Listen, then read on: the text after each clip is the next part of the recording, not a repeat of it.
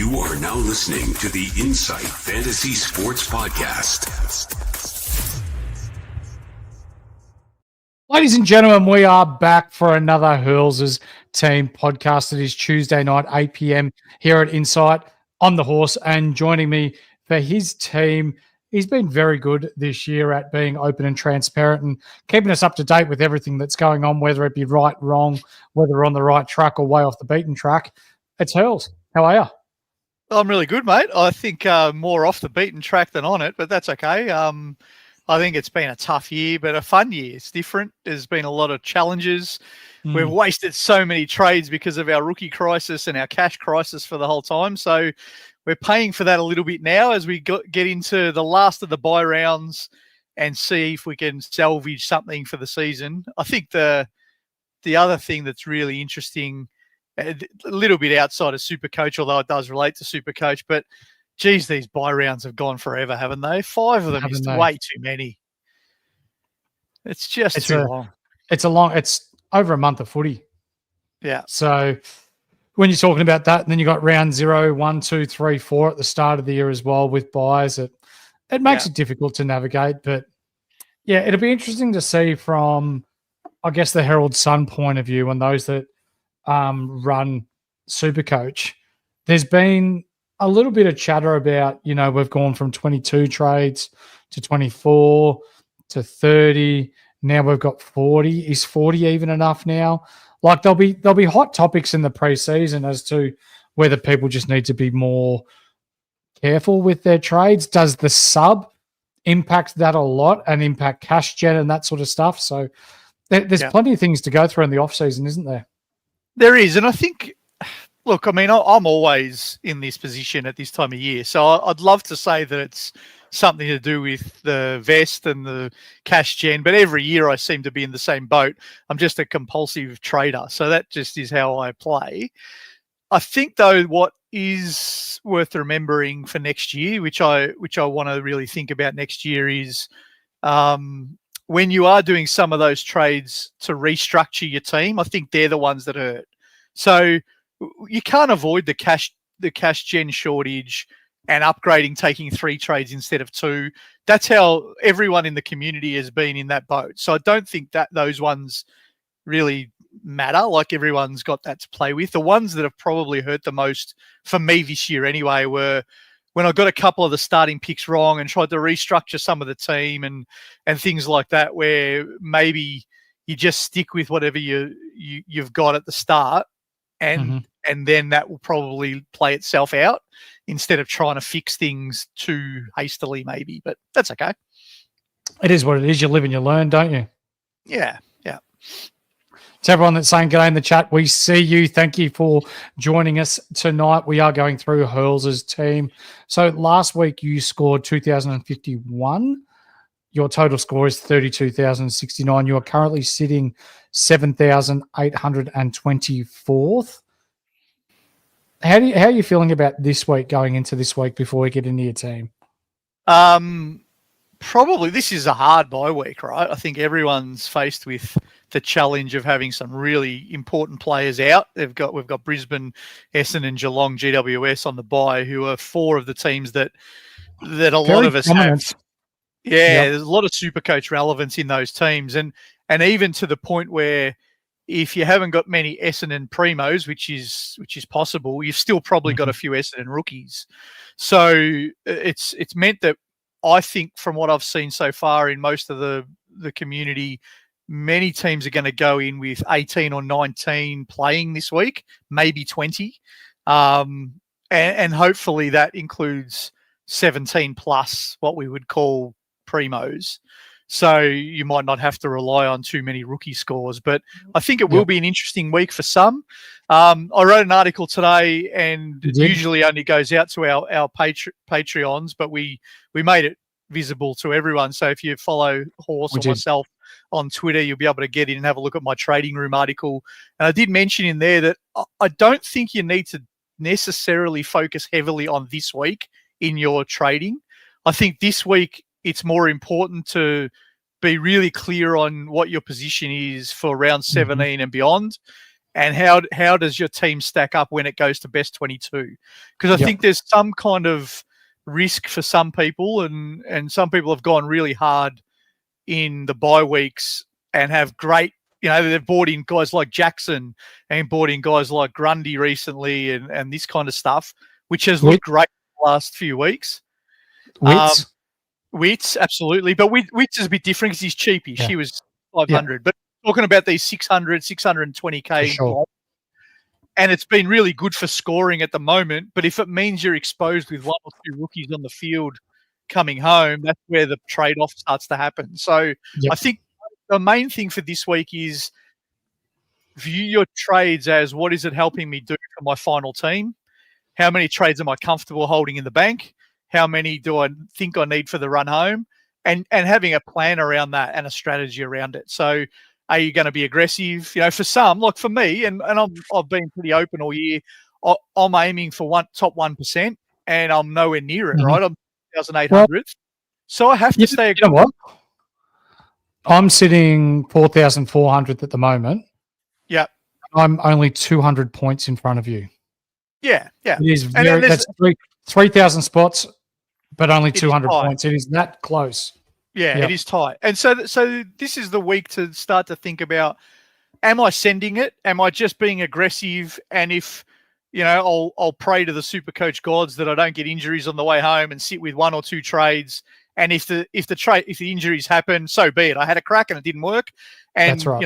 If you're not first, you're last. Maybe people would prefer to finish 20,000th with injuries giving you donuts, but at least you're going for it.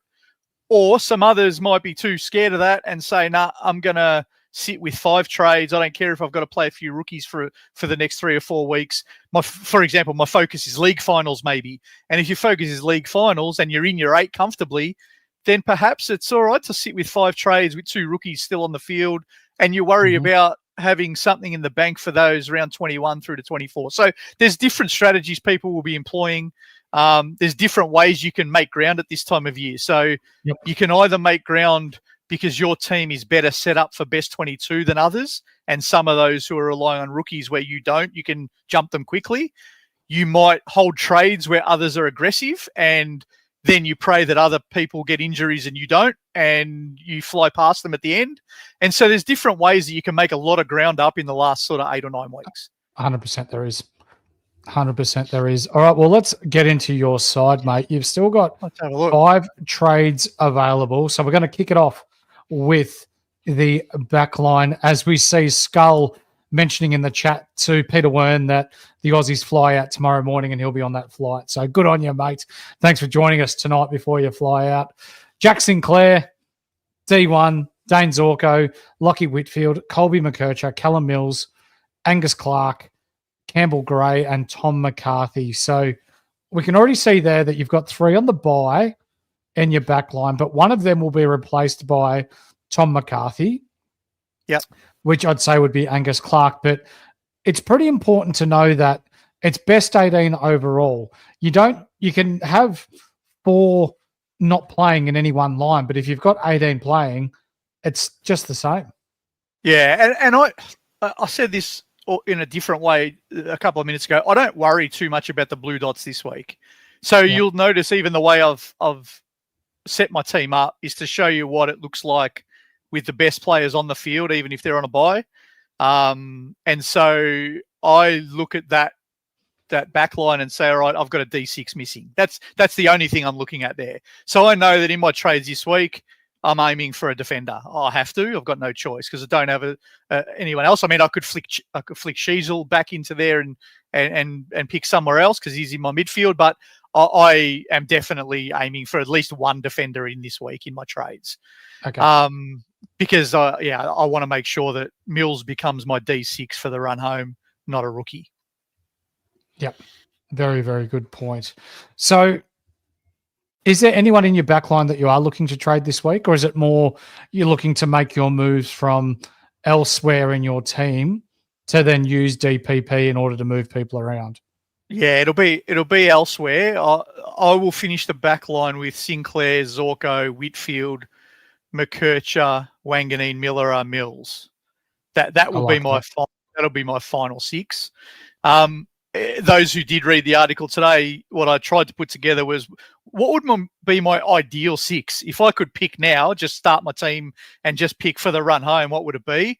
And the only ones that I have in that are Sinclair, Wanganeen, Miller, and Whitfield. So what I'm trying to do in that article is just say, all right, well, how do I now measure up my current team versus what I think is the best team I could possibly have? And for me, I'm 3 defenders out. And that means I've got some problems because defense is a line you don't want to have that many missing. But others can then measure that and say, because the ones that I'm missing that I think are really valuable for the run home are Holmes. I think he's going to be critical for the run home. I had Clark from Freo. I think he's going to be good for the run home. And who was the 6th one? There was someone else that I'm missing. Sheasel? No. Sheasel was in my just missed out list. I can't remember. Anyway, there was one other. I'll find it while we're talking and see what happens. Yep. So we'll move on to your midfielders here. We've got Brayshaw, Butters, Bontempelli. So you've got the big 2 in there. Well, the big 3, you could nearly say, with Dacos as well. We anticipated that after the bye that he would start to go absolutely ballistic. Harry Sheasel, Lockie Neal, Jai Caldwell, Gussie Sheldrick is there as well. And on your bench, you've got the pencil, Henry Hustwaite, the box, and Bo Allen, who somehow, some way, has managed to get a game. Yeah. He's become pretty critical. He was a myth, wasn't he? Hasn't he? He was. And I had him from the start. And I can't believe I'm saying this week, but if I was looking for a rookie, and for those out there who are looking for a rookie, if you can afford to go someone that's not basement, so at this time of the year we call basement 99K because there's plenty of 99K mid-season draftees, right? If you can afford the 119, I would go Bo Allen for sure because I love the Bo Allen, Tom McCarthy swing that you can create from the same team. Defense mid, you can switch them both. You can start to really be flexible in the run home. So that's what I would recommend if you're looking for a rookie this week and you don't have Bo Allen. Mate, I love that you brought this up because with West Coast, I see the Marich experiment has been tried and did it fail? Probably a little bit, but for us super coaches, it helped us make 300K almost out of him, or at least 200K anyway. West Coast are going to roll a Bo Allen, a Harry Edwards, a Tyrell Dewar, and a Tom McCarthy backline for the majority of the back end of the year. So the ball is going to live down there. They are going to make mistakes, but in turn, there's going to be plenty of opportunity for them to score points as well. Yeah. And look, let's even talk worst case scenario here. Bo Allen doesn't play. So be it. He's still got the swing. He becomes a loop. West Coast play a lot of Sunday games. A lot. It's not a big deal. So if McCarthy becomes an 80+ scorer and Bo Allen is a dead rookie and you've got both, it's not a bad scenario. Yep, that's right. Your rucks, mate, Gawn and Cherry, happy there? Yeah, look, I resisted the temptation to trade Gawn out. And I was planning on trading him out last week and things just didn't pan out the way I was going to. And so now I've kept him and he will stay in the team. And the reason that I kept him in the end was I had Tom De Koning in flex. And when Pitternet, or as we like to call him, Shitternet, got named on Thursday last week, I made the call that I can't get rid of Gawn now because if I need to move on TDK, which is possible, I need to keep Gawn there. So that's why he's still there.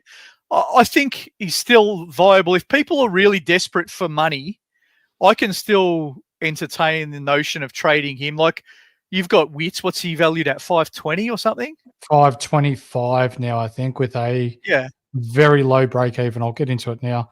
526K after his 163 last week, break even of 35. Yeah. So if you desperately needed the 150,000 that Gawn to Wits was going to give you, I think there's a world where that's still a play and you could upgrade somewhere else. And I am certainly looking at trading from within my so-called primos this week. When I show you a few trade plans, there'll be some. but I'm going to hold Gone. I think he's going to be a hold for me, and I'm probably moving on TDK. Yep. Your forward line, mate. Oh, sorry, Harry Boyd still stuck on the bench. Bailey Smith, Christian Petracca, Matt Kennedy, Caleb Daniel, Chad Warner, Isaac Rankard, Keeler and Simpson, another Freo player who, alongside West Coast, have a lot of Sunday games, and TDK in your flex. Matt Kennedy's been a little bit of an unsung, not hero down there, but just constant, hasn't he? He's consistent. He's frustrated me a little bit until this week. Very solid for a 90 to 100 score, but until this week, he hadn't got over a ton for me, but he did get the 113 this week. I think this, if I review my team, and I'm sure in one of these episodes in a few weeks' time, we'll do a regrets, mistakes, errors kind of look back. I'm sure we'll do that. And I think if I look at my team, I focused too heavily for too long in the forward line. And so I didn't start with Smith. The only forward that I've got in my 6 that I started with was Caleb Daniel. And so bringing in Smith, Petrarca, Kennedy, Warner, Rankin through the year and exposing my midfield too long and my backline has really hurt. And I think my lesson for next year is, which order do you start to fix things up in? And this year I tried to play value because Petrarca became cheap. Kennedy looked value. Warner was value. Rankin, I really wanted. I mean, Baz was a bit earlier. He was one that has worked. But I think the forward line you could have probably left till last, and I did the order wrong, and it sort of cost me along the way. But that's the lesson we learn, and next year I'll try to rectify that. For sure. Tom De Koning in your flex, you spoke a little bit about Shitnet coming in. If that stays and Shitnet does stay in the side, is TDK part of your trade-out plans this week? Yeah, this is a really difficult one for me this week because ideally I see the Wednesday teams before I talk about TDK being in or out. I have a feeling that Shitnet is out this week. Like, I think they played him because they wanted to double team Sherry last week, and so they thought that was going to be their way of countering that. The only trouble is, I think he'll be out this week, so TDK will solo Ruck, and Port Adelaide might solo Ruck Vicentini because they subbed Sweet out last week too. So it could be a great matchup for TDK this week. But then the risk is, because these trades are for the rest of the year now, do they go with the double teaming of Gone in round 19? Do they go with the double teaming of Jackson and Darcy in round 21? Do they go with the double teaming of Witts in round 22? And if they do that, I don't want TDK then anyway. So I almost need to make a decision based on an educated guess of whether TDK is going to play solo or not solo, because any part of Pitnet, and he's back to a 70s guy, and that hurts. So I just have to make that call during the week. If Shitnet stays in on Wednesday, he's 100% out. But if he's out this week, that becomes a bit of a dilemma. What do I do? What's his break even there, mate? I think it's up to 130 or something now. So it's not even like 131. So it's not like you can just wait and see either. I've got to make a decision this week. If he's solo Ruck against Vicentini, you'd almost think that if it's a dry day in Adelaide or dry evening, whenever it is that they play, he could match that, or he could get to that break even. So you wouldn't really be losing too much money if you did play him for one more week. No, he can. But the problem for me is, and this is team dependent, of course, I think I'm making my last 2 or 3 trades this week. And so if I hold him, I think I'm holding him. It's not a do next week kind of thing. It's a hold him for the year or trade him for the year. I've got to make that call this week, I think. Yeah, gotcha.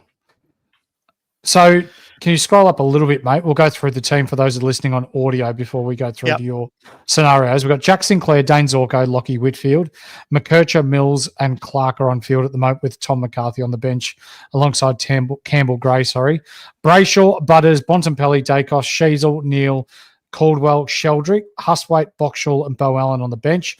Gorn and Cherry, your 1 and 2 with Harry Boyd as your R3, Bailey Smith, Petraka, Matt Kennedy, Caleb Daniel, Chad Warner, Isaac Rankin, Tom De Koning, Isaac Keeler, and Cooper Simpson. Just before we do move on to your scenarios, I really like the fact that at the moment you're holding on to Isaac Rankin anyway, especially with Adelaide's really nice run home.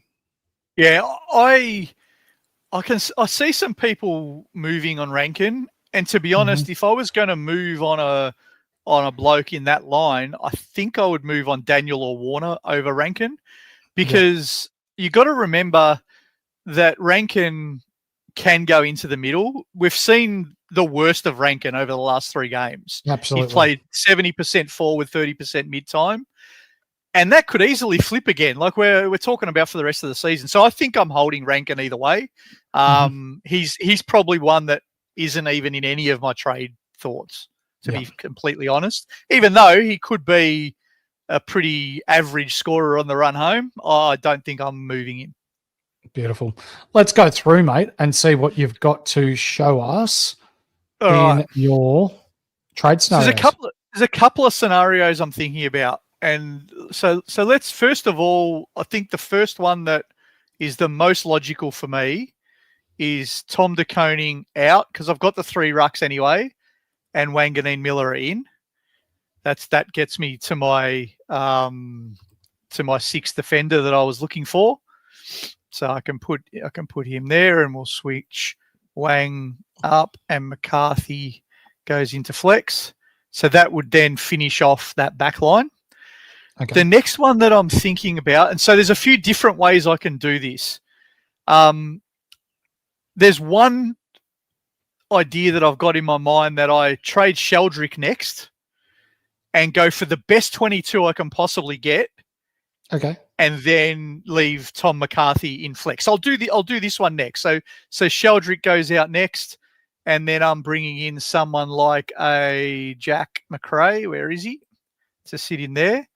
And then the other trade that I would do in this scenario is Lockie Neal bites the bullet, and I bring in the guy everyone loves to watch, Sam Darcy, something like this. So this would be the kind of trade. Now, those names could change from McRae to Dawson, for example. I could upgrade that. We'll see what happens.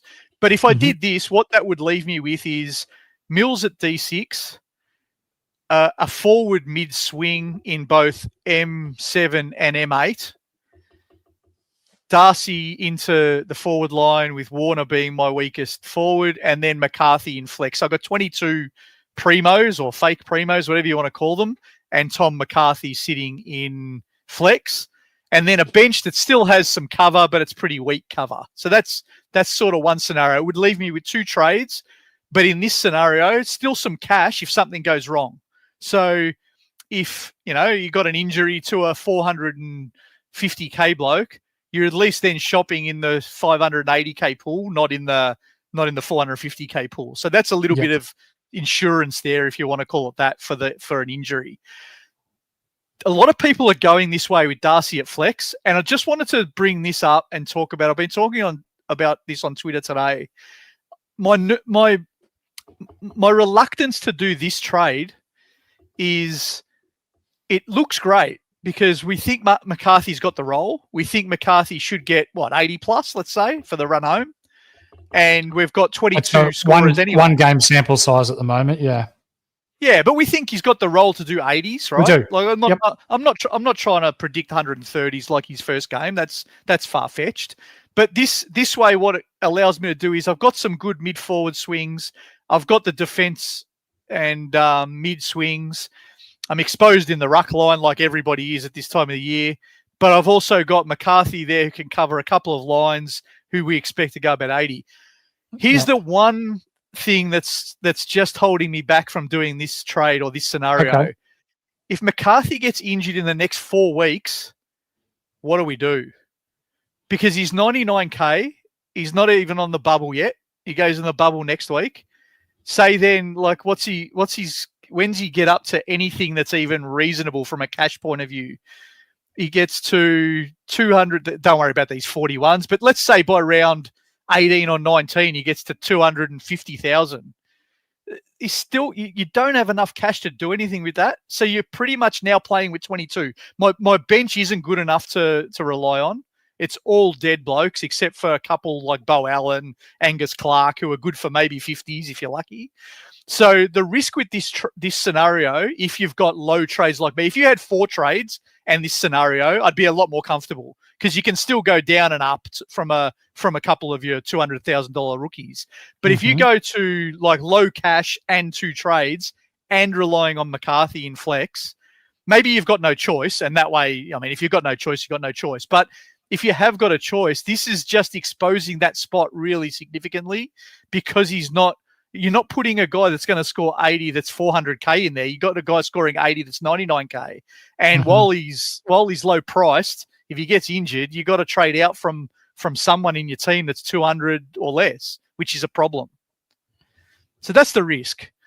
Yep. It's probably the best scoring option of my scenarios though. So this is what you've got to weigh up.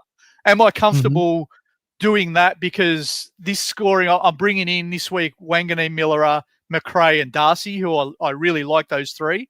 I think they're all going to be good scorers. They've all got really good fixtures. They've got great finals fixtures for leagues.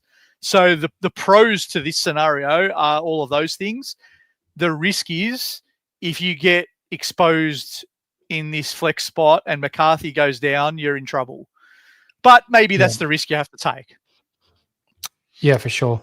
Mate, just one thing before you do reverse your trades and what have you there. There's some chatter on social media and also in our chat tonight about, say, if you don't have the cash and someone like an Isaac Rankin goes down and he gets to 390K, for example, you've got the likes of Sam Flanders there who had 27 touches last week, 91 SuperCoach points. Does that interest you at all? So for me, it doesn't. Like, he still had 0 CBAs. He's a shell of his former self when we're talking SuperCoach. Hasn't cracked a ton this year. That's last chance scenario if you're looking for someone and need a number on the field that could potentially score you maybe 100. He hasn't scored 1 in 15 rounds so far, so what's to say it's going to turn now? But is there any interest in anyone like that or not? None whatsoever, but that will all change if you're stuck, right? And this is the thing that I'm trying to forecast here what my best scoring plays are with the best insurance policies. That's the trade-off. And so I would no way go Flanders this week. But if I was stuck in 2 weeks with an injury and he was the only bloke I could afford, well, maybe I'd change my mind, right?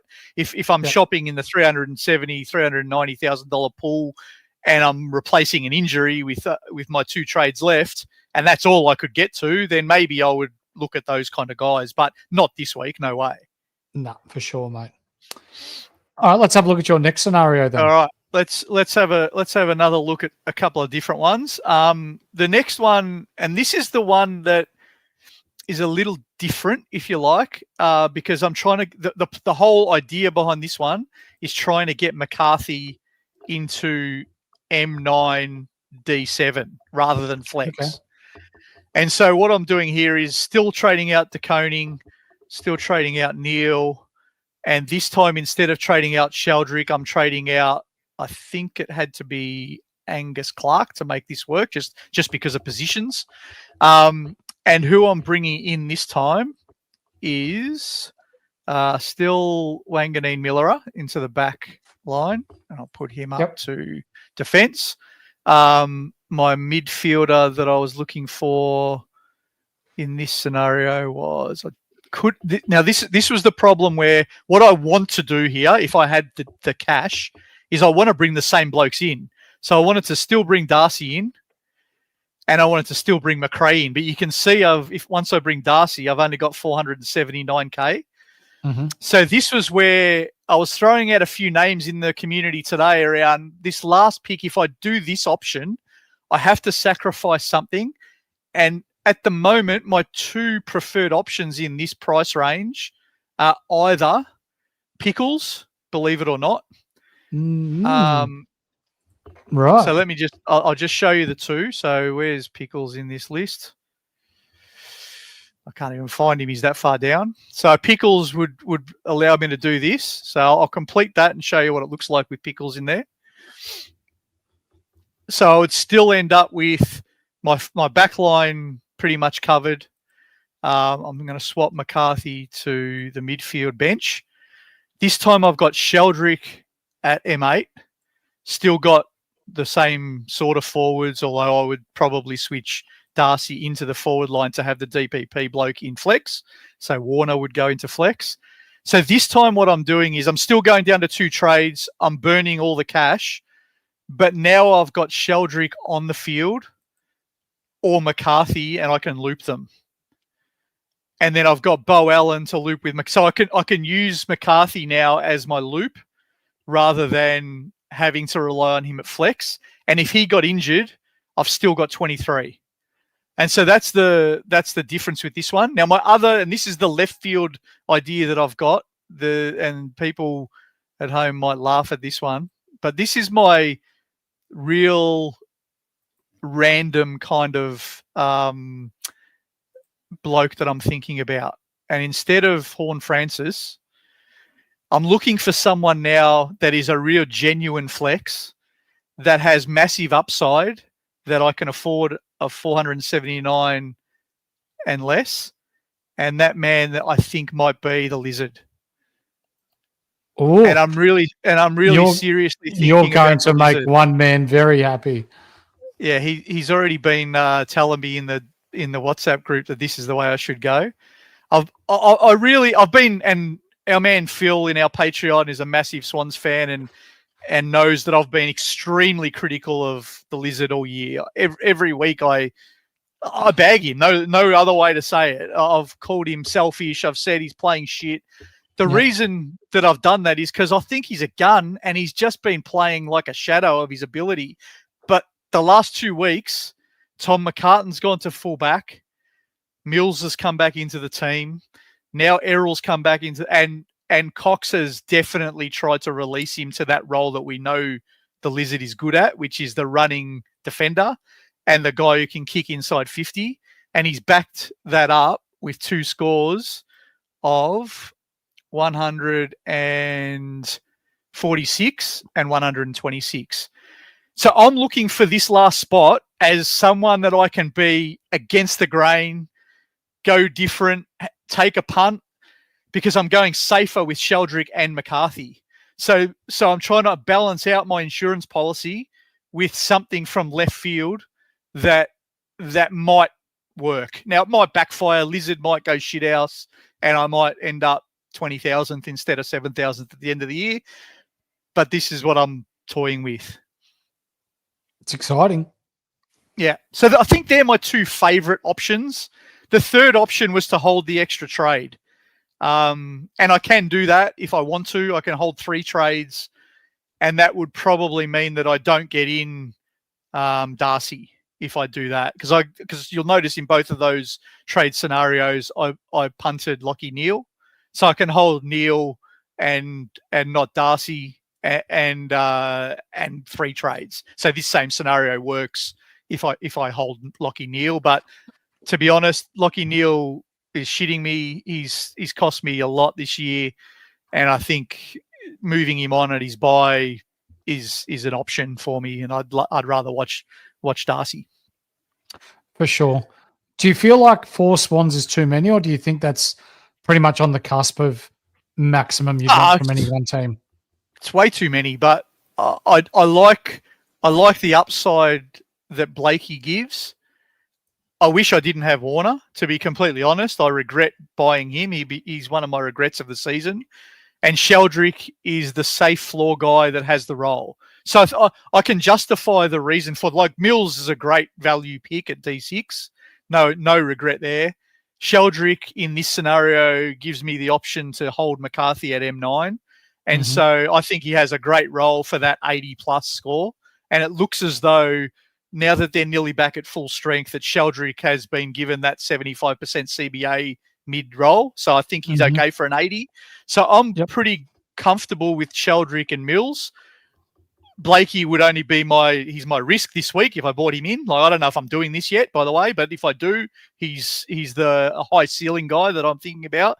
And I wish I could not have Warner there, but I do. So that's life. For sure.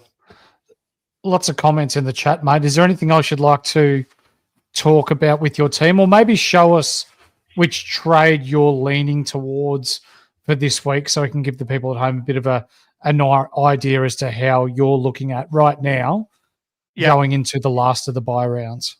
Yeah, this is my preferred at the moment as we speak. So holding Sheldrick at M8 so that I've got McCarthy on the bench is my preferred. And that means that I have to forego Jack McRae in place of Nick Blakey. That's really the only difference, because I'm bringing in Darcy and Wanganeen Miller in both scenarios. So the difference between the two trades is I'm paying for Blakey instead of McRae, because I can't make the cash work. I would love to do McRae instead, but it's $23,000 short. So I have to do that. For sure, mate. You want to get into some questions, mate? Yeah, let's do it. Let's do it. It's question time. Let's answer your questions for the week ahead. Lots of love at the start of the pod. The Skull, evening Girth Masters. Jimmy P, evening gentlemen. Rhina Sugarknob, great name, that one. And who else but Kelly Underwood is the DP. Cone of the week of the old farts in the SuperCoach community having beef on Twitter. I didn't actually see anything on the weekend. I was fairly crook, mate, but storm in a teacup type of stuff. Yeah, I think they've DR, who was the guy, one of the people involved, has come out and said they've broken bread, they've cleared it all up. Apparently, ripping blokes, both of them, DR and Calvin from the Traders, which is a fantasy footy, not Supercoach. It was a little bit of a spat, an argument, if you like, about a butcher being McKercher being called a butcher. They've cleared it up. Nothing to see here. I think it's all good. Beautiful. Both good blokes, so it's all good. Ripper, good to hear it, mate. The Greek Raven. My trades were Gawn, Gray, Dudley for Grundy, Darcy, and McCarthy, and had the VC on Jackson. Was that last week or this week, mate? I'd like to know. But he goes on again. Hey, I hope you're all going well. It took my team 15 weeks to click, but 2-3-4-3 last week. Shit hot. Could have been better if Dale wasn't stuck on the bench and Whitfield. Wow, he could have went 2-4 if Whitfield had scored. That'd be mammoth. Some massive scores last week. It was everything seemed to click. I think the interesting thing will be, how many weeks do you get like that in the run home when you need 22? Like best 18 has been really interesting the last few weeks. We had one week where 1900 was a good score, and the next week where 2200 was a good score. So it's been really weird this bye period. So it'll be interesting how it all plays out when we get to best 22. Deadly. Wish I was good at Supercoach. I agree, Deadly. I wish I was too. So shout out to our man Deadly. We do give him a lot of shit here at Insight, but the amount of work that he does behind the scenes with numbers, statistics, just general stuff is second to none. And a shout out to you and your family, mate. I know your beloved puppy, your dog, passed away earlier today, so hopefully the family's doing okay, mate, and we hope to see you back soon. Nathan Simpson, g'day lads. Thinking Neil, Johnson, Clark out to Mills, Darcy, and Midi. Going down to 3 trades, full primo with Mills in the flex. Or sit tight with 6 trades and play McCarthy at flex and hope others run out of trades at the back end with 1 upgrade to go. Rank 52. Cheers. Ooh, mate, cool. Tough, but if you're full primo, Mills at flex, and you get kissed on the... What's this week's trades to do that again, Horse? Can you put that So back it looks up? like Chocky's Neil, Johnson and Clark out to Mills, Darcy, And that's probably Liddy from Port yeah. Adelaide, I would say, yeah. Mills, Darcy, which would make going him down to 3. Paul Primo, 3 trades left, Mills in the flex. And so if you don't do them trades, you're leaving Neil there. You're one. So then you've got 1 Primo short with 6 trades. Here's another alternative for you, Nathan. Can you split the difference and get Mills in via 2 trades instead of 3, or Darcy in via 2 trades? And so you still hold 4, but you got Mills or someone like that still at flex. I think if you could do that, that's the way I'd go. And remember, it's still only the best 18, mate. So regardless of whether you got 23 on field or 19, it's still your best 18 scoring. Yeah, this week won't matter, but it's the week after that matters. Yep.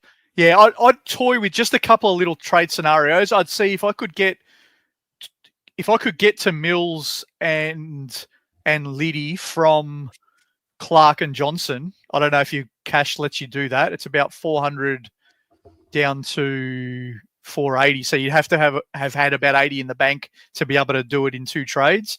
I think I'd do it if it was 2 trades like that, and then just keep Neil over Darcy, because you can always make that trade later if you really wanted to. But yeah, when you're 52nd, I think go with what you are going to be comfortable with, because you don't get many and I was about this rank this time last year. The one thing that I did that I wish I had have done a little differently was I bought in some guys like at 400 and something thousand, going like, oh, I want to cover for this and I want to cover for that. And I wish I was just really aggressive. And if I didn't finish top 10, then I finished 4,000th, right? Because who gives a shit, really? If you're that close, you want to have a real crack. So Nathan, if you're that way inclined and your view is no guts, no glory, I think go your hardest at whatever you think is going to help you climb from 50th to top 10, because top 10 is bloody brilliant. You're not far away from it. So I'd have a crack at first. And if you ended up running out of trades or whatever, I think I'd live with that comfortably and sleep well at night. Personally, everyone's a bit different how they play. So, Skull, some girthy scores here.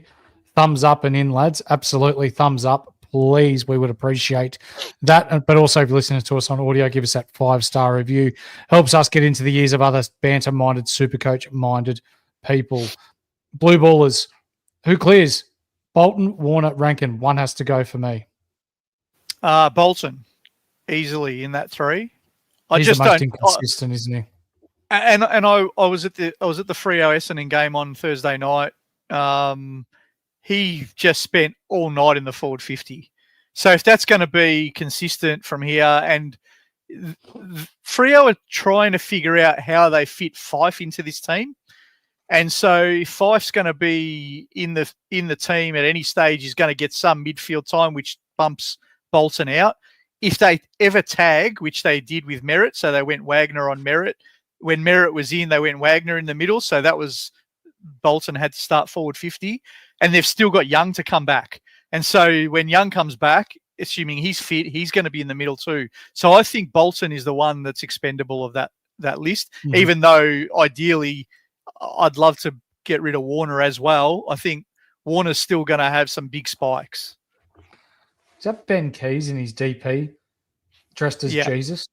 It is. Oh, Jesus. There you go. Ben Keys has had a positive effect on our Supercoach community, that's for sure. Skull, at Deadly, we wish you were good at Supercoach too. Fair call. Hawksy, fellas, do you think Whitfield's concussion history is a genuine concern? Long story short, no. It's been 2 years, 3 years since he's had a concussion. Yeah. Was the one on the weekend even a concussion? I don't know. I'm not worried. I'm not worried about it at all. I wouldn't be. I'm not a Whitfield owner, and I'm not worried. Would you guys swing Luke Jackson forward and get Decam, Witts, Marshall, or just get another forward like Darcy, Horn, and McRae? Who would you get of those 6? How risk averse are you? If you want to have a third ruckman with some cover, I don't mind the notion of bringing in a Witts or a decam. I wouldn't touch Marshall, but I don't mind the other two, and then put Jackson into the forward line, and then at least if you cop an injury in the run home to one of your ruck line, you're not scrambling to find a new ruckman. That's probably if you've got a bit of risk aversion, that's the way I'd go. But if you don't really care about that, then of the others, probably Darcy is the one I would go out of those three. Darcy, without that injury-affected game, is averaging 117 this year. Yeah. So he's the one for me. Can get one of Brayshaw, Dawson, or Anderson to finish off the midfield. Thoughts on these guys? Don't overthink it. Yeah. I really like Dawson for the run home. Anderson has 5 of his last 10 games at People First Stadium. But Brayshaw, do you think he gets Windhager this week or not? Yep. And I didn't. So if it gives you any comfort, the only one of those 3 that I put in my best 8 in my article today was Dawson. I put him at M8. But I had the other 2 both in the unlucky 5 because I put who's my best 8 and who's the unlucky 5 to miss out. The other 2, Brayshaw and Anderson, were both in the unlucky 5. I don't think you overthink these kind of ones, though. Any of them are good. They're not going to be the difference. It's the difference. We think these kind of moves are the difference. They're not. It's the edges that are the difference. It's who you get exposed against. So the people like, should you bring in McRae or Darcy at 480? They're big calls because if one of those shit the bed, you get really exposed. Whereas these guys, their floor's 105. So you're not going to get smashed on these 3. Hurls' bench has a small pulse, kind of like what the doctor said about me last visit. And that's from the Skull. Skull, I think this is another little lesson for me this year. I've invested too much energy in the insurance part of the buys. So I did try to make sure that I had good cash gen and a pulse on my bench and all of that. And I did it at the expense of some of the players that I needed to be picking up along the way. Like, for example, Nas should have been in my team 2 weeks ago at 508K. And I just played the break-even game for 2 weeks too long, and now I'm buying him for 550K. So, yes, it's okay to have a couple of rookies on the bench, but the bench doesn't win you anything. The players on the field do. So I've hurt myself a little bit in that sense this year. From Kizza, in regards to Sam Flanders, Gold Coast loved rolling up a half forward to the contest, and it was Flanders against GWS. What's to say it won't be a different half forward next time? Yep, and we've seen them do that time and time again this year. Yeah. And it was actually both of them. Humphrey was included, wasn't he, last week? So I think they both went scored 138 last week. Yeah. So some weeks the game style won't suit those half forwards, and then probably Flanders goes back to a 70 and that stuff again. So I wouldn't touch him if I could help it. No. Can Mills, Roberts, and the Lizard coexist? To a degree, yes, but it will impact probably Roberts the most. Yeah, Roberts is a hard trade out for me if you've got him. I would, if I still had him, I wouldn't be tinkering with blokes like Neil or these kind of guys out. It would be Roberts because he played wing last week. Now, there's also the dilemma that Lloyd lost his spot. Lloyd. Yeah, and he had 38 touches in the VFL when he went back. So does Lloyd even take Roberts' spot at some stage? That was the fakest 95 ever from Roberts last week. So if you can get rid of him, get rid of him. Noble or Laird wants to consider. Probably not. Yeah, Noble not a bad shout. Well, Noble hasn't turned up in 4 weeks. Yeah, I think this is interesting, and we don't want to make this a Gold Coast show, but you know how you get these teams that are flying at the start of the year and then the other teams go to work on them? Clearly, the other teams have gone to work on Gold Coast and said, we've got to stop this Noble bloke because they're getting too much run from their half-back line. And so the teams in the last few games have gone to work on him. Does that mean that he'll still suck the rest of the year? Probably not, because teams work it out, right? Gold Coast will work out ways to free him up again. And so this has been the month cycle where he's been down. He'll probably be okay. Laird will probably be okay too. Like you could easily go them over Blakey. Why I'm liking Blakey, and this might be completely wrong and only time will tell. I love his ceiling. I think if he gets the luxury of being able to run through the middle, his ceiling is massive. And so, yes, he will get some games where he's shit as well, like all these kind of price range guys will. They'll all suck some weeks. But I think he's going to have some weeks of 140s where I'm not sure these other guys have the 140s in them. For sure. Darley, the makeup game for Suns and Essendon, where does that fit into the Supercoach world? Round 24 is usually grand final week. That Essendon Gold Coast game won't count towards Supercoach this year, unfortunately. Yep. Does not count. I was going that one. Thumbs up again. Thank you. Blue Ballers, love your work, fellas. Enjoyed the series all year. Thank you, mate. Appreciate it. And in regards to his DP pick, it's Deadly's picture from Twitter or X. It's hold the Keesus. There you go. Well, you should have him as your thumbnail, Horse. He's no thanks. He's got you from what 10,000 to 4,000 in the last month. Yeah, or something like that. It's doing okay. Let's have this conversation in 4 weeks though, and we'll see if you still still see him as Keesus or if he's bitten you on the backside. No doubt he will have bitten me on the backside, and I'll dislike him even more then. Fillet of fish, one of my favourite burgers from Macca's. Hey, lads, thinking Merritt, Marias, Boxall, go McRae, McCarthy, Liddy. Leaves me almost 300K to go Bont next week from a Rook. Leaves 4 trades, 1 forward to play more leagues than rank. If it's about leagues, mate, good Paulie. Yeah, can I show something because this is a really good point. Can I stop sharing that screen and I'll share just something I looked at a little earlier. If you are just playing for leagues, I think there's something to be said about now, and I wrote this in the article today. It depends on where you're situated from a ladder point of view. So, and I'll make that a bit bigger. If you're comfortably in your top 8, this is the round 21 and round 22 games to target.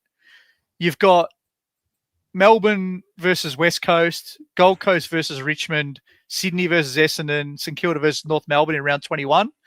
And round 22, Geelong versus Essendon, Richmond versus St Kilda, GWS versus North Melbourne, West Coast versus Adelaide. Now, there's some other favourable matchups too, but all I've done is I've picked pretty much the bottom 4 teams in terms of easiest to play against, although North, you could argue, are a little harder now than they were back then, so you might reconsider them.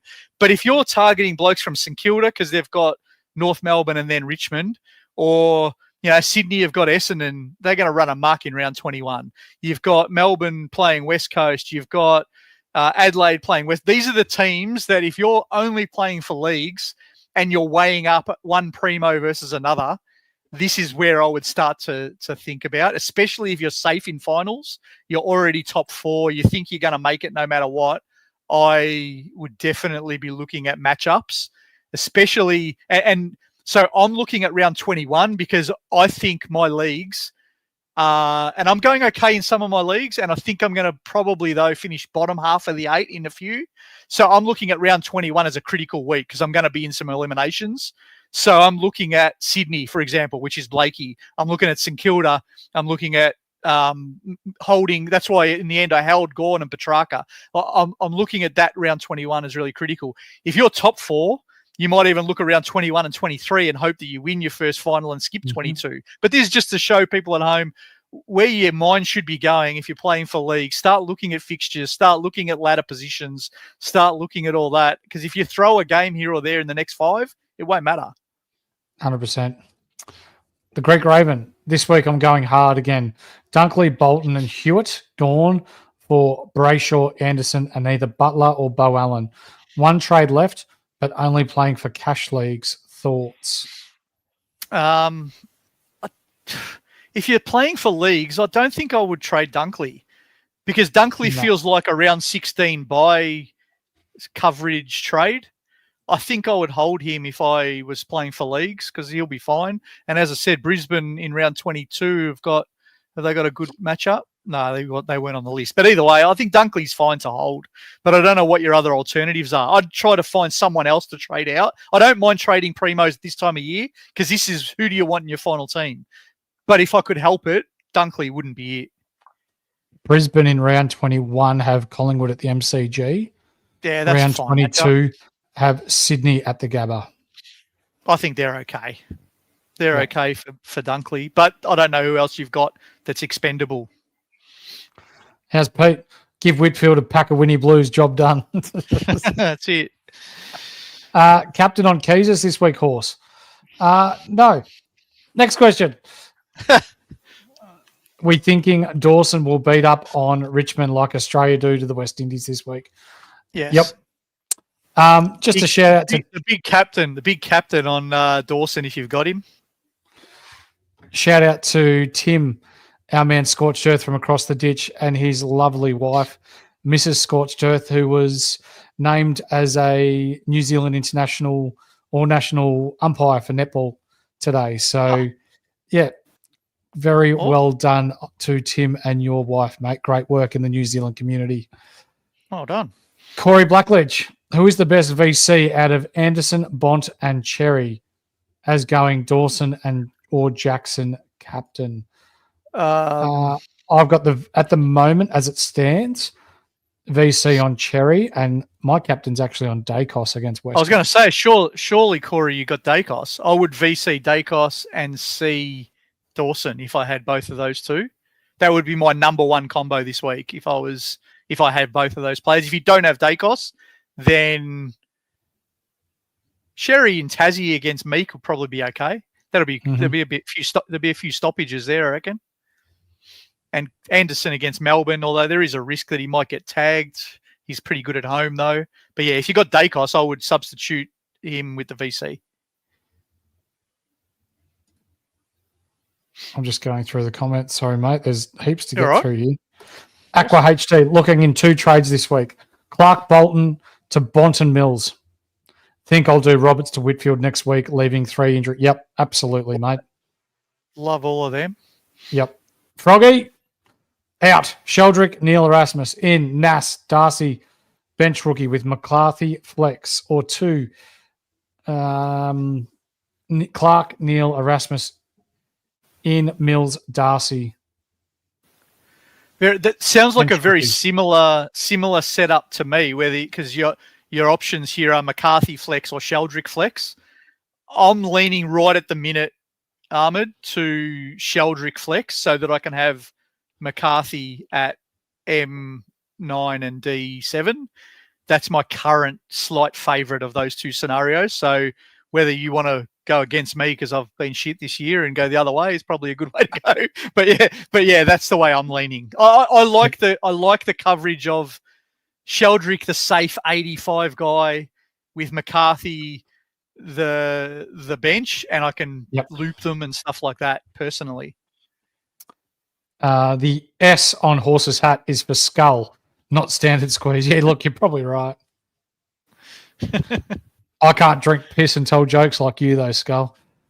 Maddie Langley, hey, mate. Hi, chaps. Sitting 305th overall. Good work. Had 2299 last round with Sinclair and Whitfield in my team. 5 trades left.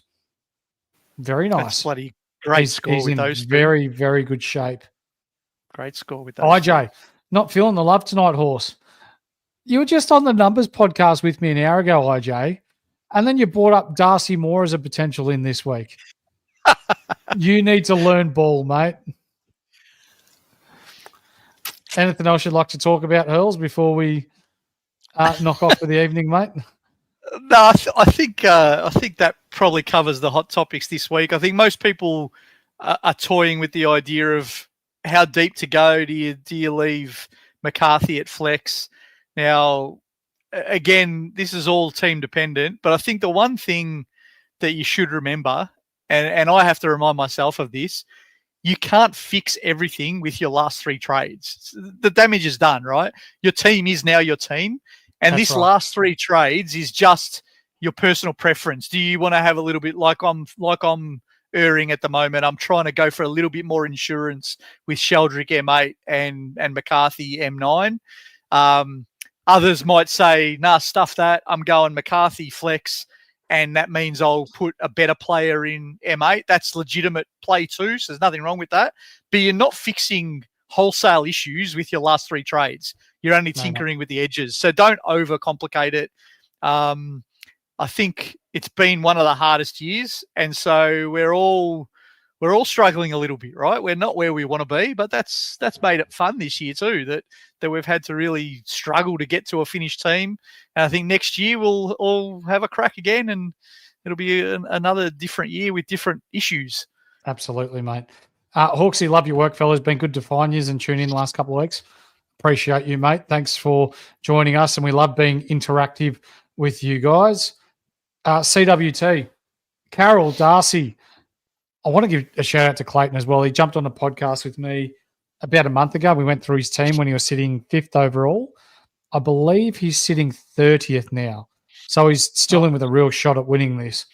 He's upgraded his thumbnail from Ruben Jinby to Jackson as Luke well. Jackson, I see. Yeah. And because of this guy, so last week I pulled the trigger on Gawn. So I got rid of Gawn. So my 2 moves last week were Gawn and Sheldrick to Luke Jackson and Jared Witts.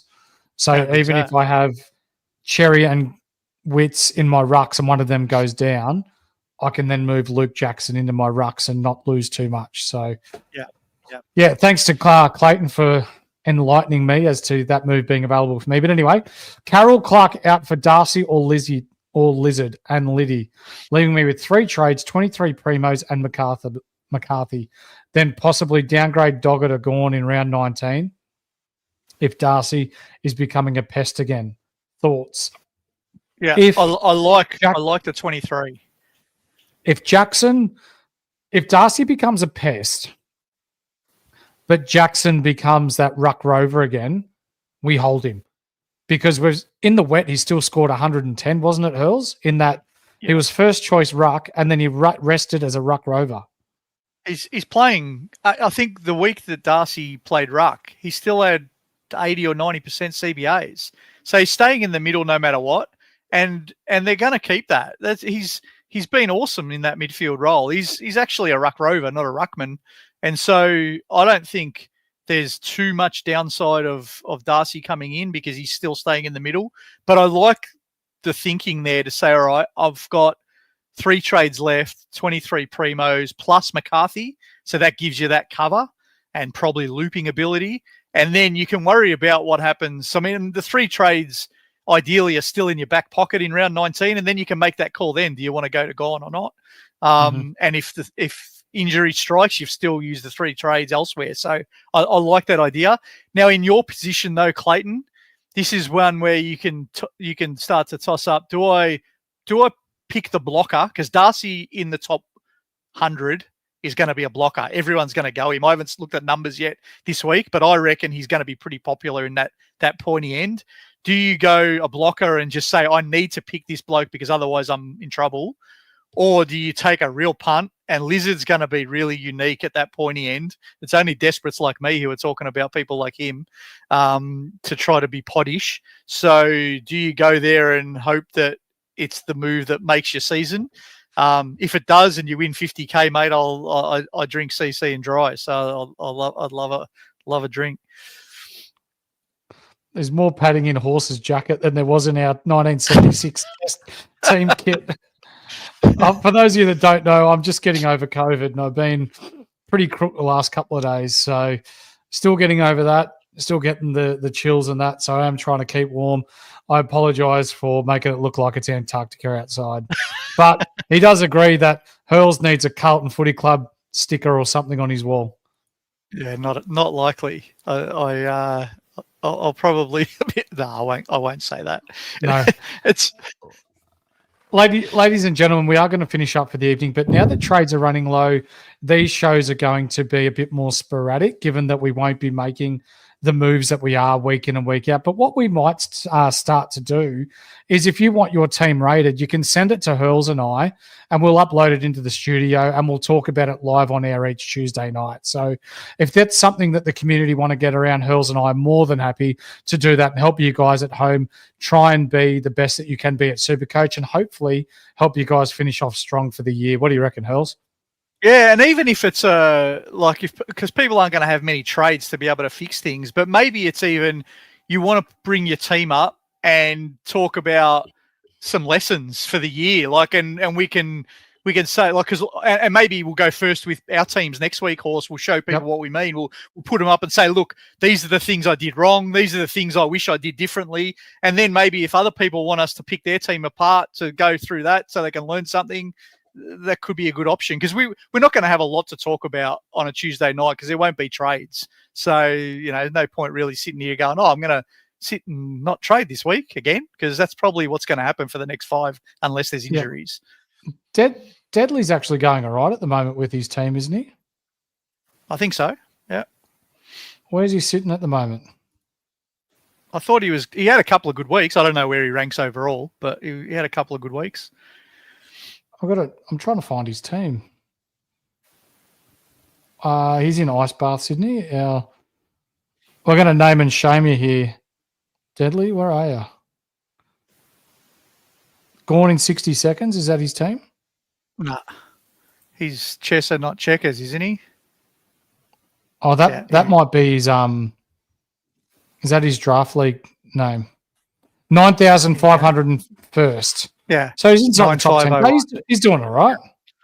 And has made a fair bit of ground. I think he's coming from a fair way back. So he had a slow start and is not much behind me. So his total score is 31,986. What was mine? 32,069. So there's stuff all between us. So you're about 4,000, I'm about 7,800, and Deadly's about 9,000 something. And there's about 200 points either way on each side of us. I'm in the middle and 200 either side. So there's not much difference between everyone. No. You know what? He's ranking well, but he's still short. Now, for those that paid attention to Hurls' article that he put inside the Patreon with the buy planning as well, I can attest to it working, because I structured my team around making my moves during the buys, and I can see here that I've gone from 14,000th through to 4,400th now. So with what you've put in there, it has worked, regardless of whether it's worked for you or not, Hurls. It has worked for a lot of other people. I know Corey Blackledge at the moment as well. I think he's inside the top 3,000. After joining us last year, he was 90,000th overall. So there are people that read the columns and have learnt a lot with what it's not just myself, it's yourself, it's Deadly, it's Doc, it's Pete from Nerds for Life. It's all these people that are putting in the work to help make the people better at home. And I'm glad to see that it's having a positive effect on the community. Yeah, and I think it goes to show really that the nuance between having a really cracking sort of 5 weeks over the buys and a really mediocre one is not much. Like we probably have used a very similar methodology. We've had the same sort of theory and approach. I've got a few of the trades wrong. I think and like I said, we will do a bit of a review. What do I think went most wrong for me this year? One of the biggest things that I think was I was too fixated on who I wanted to get over the buys. So I went Bont, I went Butters, so I had that planned out so meticulously that I just lost sight of some of these others that you could have. And you went really different, right? Because you went Keys, Doherty, Bergman, and then Jackson and Witts. So you went some different guys who have all cooked for the last month. I went some of the traditional guys who I'm really comfortable with, but it's meant my scores have plateaued a little bit over the month. So there's not much difference. The nuance is not much. So I think you've always got to remind yourself is almost like that saying goes, the operation was a success, but the patient died. If you've followed a process and it's worked, don't get too disheartened, because for me, it hasn't worked this year. My process hasn't worked. But the process isn't wrong. I've just gone with maybe the wrong primo at the wrong time, or I picked the rookies on the week that I should have went primos, or I picked the primos on the week I should have went rookies, and just little things like that. So it hasn't been that I've done anything wrong. And those of you who are struggling a bit like me, you're probably not doing much wrong. Between 50th and 10,000th, there is not much of a nuance. It's just some little bits and pieces, some micro decisions that they've got right that you haven't, that really make all the difference. So I think as long as you're always trying to learn, you're always trying to improve, and you're always open to different ideas and suggestions, I think that's the beauty of it. Who would have thought, Horse, you were going to pick Ben Keys followed by Bergman and these kind of blokes? But it's worked, right? So those because of the community, it wasn't me. No, but even so, take that bit aside, because you still put the thought out there. You still went on the Monday, I'm thinking about Keys. So that's why we all jumped on and said, we dare you kind of thing. Yeah, if you didn't put that out, we wouldn't have went that way, right? So I think and I say this a lot, and we say no cats were harmed in the making of this, but there's a million ways to skin a cat. And sometimes we get so blinkered, and I think that was maybe one of my issues this year. I got too blinkered. And so you got to keep an open mind to what happens and flex with the options as they come up. And some risks work, some don't. You've got to be lucky too. Everything needs luck in this game, so for sure, it's all good. But Frank, 193, good job. That's awesome, isn't it? Pastizzis are on you, Frank. Good Maltese, man. I've said once before, but Frank's my cousin's uncle, so I'm not technically related to Frank, but I know him really well, so he can buy the Pastizzis next time I'm in Melbourne, Frank. Round 24, mate. Bring him along. Thank you very much. It. Hurls, do you still want to do his taxes? I can make it really creative, Skull. I can make it sound like it's a good year. Yeah. I can make it sound like it's a good year, even if it isn't. So, yeah, okay. But if you end up in jail, that's not my responsibility. Absolutely. Ladies and gentlemen, that's going to do us for tonight. But before we knock off, we are all about breaking the stigma around mental health. So it's not weak to speak, and it's okay to not be okay. If you're having those shitty thoughts, if you're feeling a bit down, if it's all doom and gloom, or so it feels inside your own head, go for a walk. Write down your thoughts on a piece of paper. Share what you've got going on with, whether it be a loved one, a family, a member, a friend, your next door neighbour. Take your dog for a walk. There's hotlines that you can call, Beyond Blue, Lifeline, etc. People will listen to you no matter how much you think they won't. So remember, it's not weak to speak, and it's okay not to be okay. Hurls, I've loved doing this with you so far this year, and this won't be the last, but it will be sporadic for the remainder of the year. So stay tuned to YouTube. Tomorrow night, Hurls won't be around, unfortunately, because it's his daughter's birthday. So he's out for dinner. So happy birthday, number 16 years of age. Is that right? 16. So I don't know if she'll be watching this, but I'll send a shout out to Tyler, who's 16 tomorrow. We'll have dinner, obviously, and she's a bit injured at the moment, so she's a pretty good footballer. She plays AFLW over here. She's in the Rogers Cup program for South Freo, but she's had a knee injury. But we got some news earlier in the week that it's not an ACL, so that's a good thing. Beautiful. So just some other damage. So hopefully not as long out. But she's 16 tomorrow, so I won't be on the pod, but we'll celebrate her birthday. Absolutely. Tomorrow night, actually, ladies and gentlemen, we're taking a trek back to the old times. That's right. It's myself, it's Squid, and Hawk. Hawk is back, the man who started the Insight Fantasy Sports Network alongside I 3 years ago. He's back for one night only, and he's raring to go. So join us from 8 p.m. on YouTube, on Twitter, on X, on Facebook, wherever you watch us.